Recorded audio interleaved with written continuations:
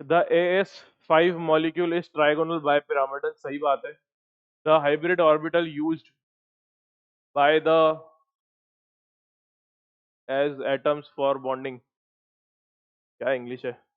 देखिए आप, AsF5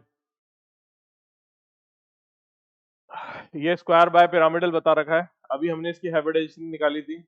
5 electron होते हैं इसके आउटर मोस्ट शेल में, 5 electron of fluorine single bond बनाता है, तो 5 बॉन्ड पेयर बने हैं, 0 लोन पेयर है।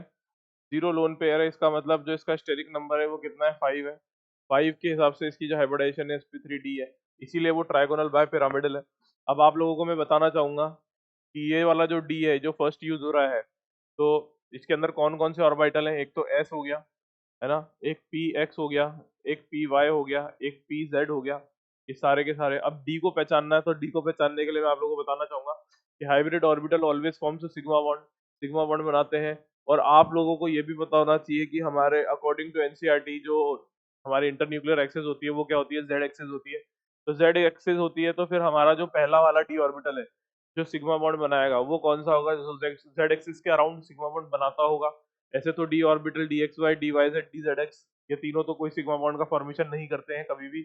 इसके अलावा D X square minus Y square और डी जेड स्क्वायर है। अब हमारे पास में डी जेड स्क्वायर है, वो क्या करता है, वो सिग्मा बॉन्ड का फॉर्मेशन करता है किसके, जेड एक्सिस के अराउंड अलोंग।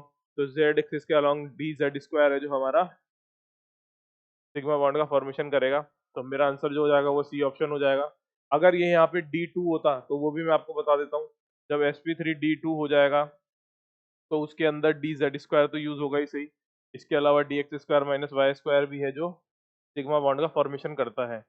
ठीक है, D3 होगा तो डी एक्स वाई भी हम लोग यूज कर लेंगे, ठीक है, पर उसकी बनाने की तरीका अलग अलग होता है। sp3d जो है ये बना कैसे है, ये बना है sp2 प्लस